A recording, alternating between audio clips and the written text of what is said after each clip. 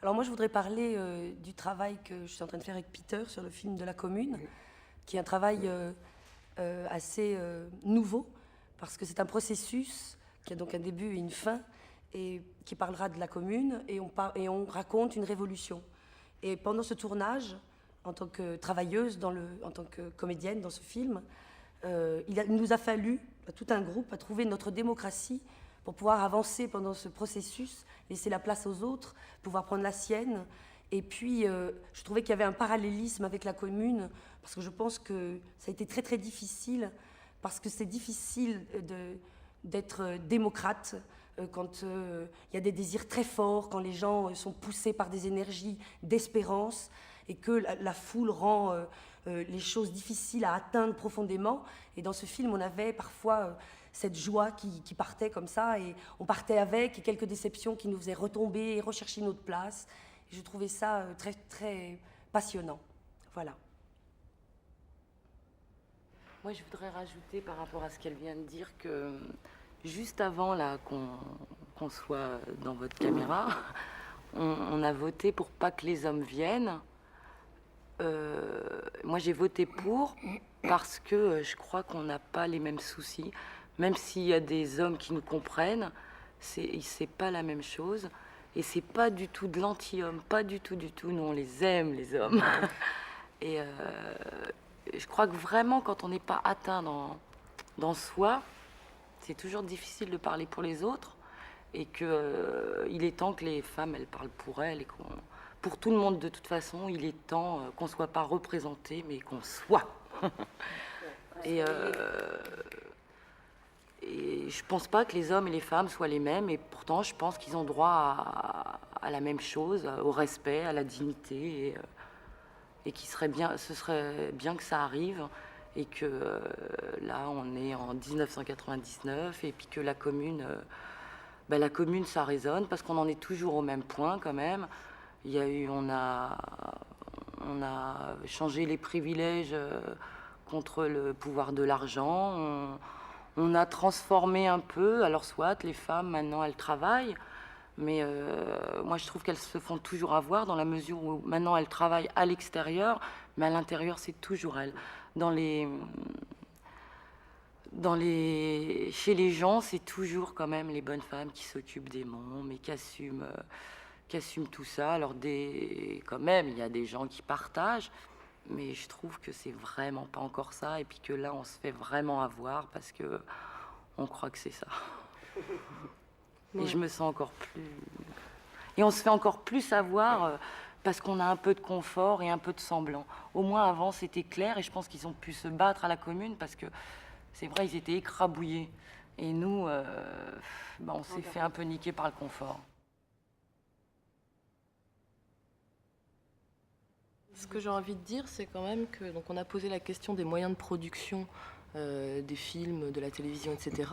J'ai envie de poser la question des moyens de diffusion d'une œuvre comme celle-ci, parce qu'elle est quand même vachement porteuse d'espoir. Si on a réussi, nous, à faire ça à quelques-uns, avec quelques moyens, je pense qu'il serait intelligent, important d'essayer de le diffuser, d'expliquer le processus, parce que ça pose des vraies questions, ça nous aide à nous remettre en question, ça nous perturbe aussi, mais c'est aussi ce dont les gens ont besoin aujourd'hui, c'est de se remettre en cause, de se poser les mêmes questions et d'en arriver à trouver des réponses qui peuvent être il faut agir, il faut se prendre en charge, il faut y aller, etc.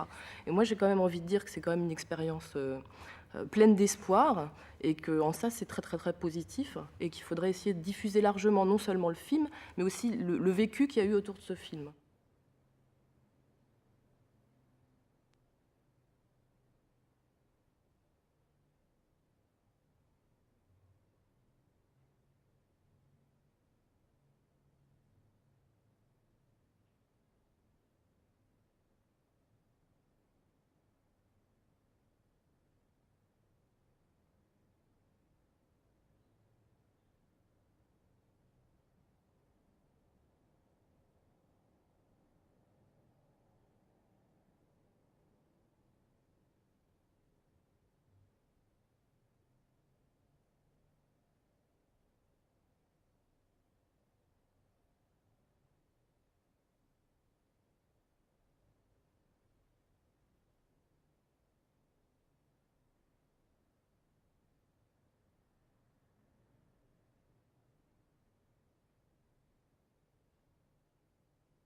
enfin, juste pour dire rapidement que de toute façon, aujourd'hui, être dans la résistance, se mettre dans la résistance, c'est une forme de violence. Et même si c'est pas la même violence que d'aller sur une barricade et de mourir ou d'être estropié, c'est se faire une violence à soi-même que de sortir du confort dans lequel on est conforté, effectivement. Et c'est aussi jusqu'où on est prêt à aller. Et il y a encore aujourd'hui des choses, il y a peut-être pas en France, peut-être pas aujourd'hui, mais des moments avec des engagements dans la rue, avec des affrontements violents, avec des forces de répression. Ça peut arriver.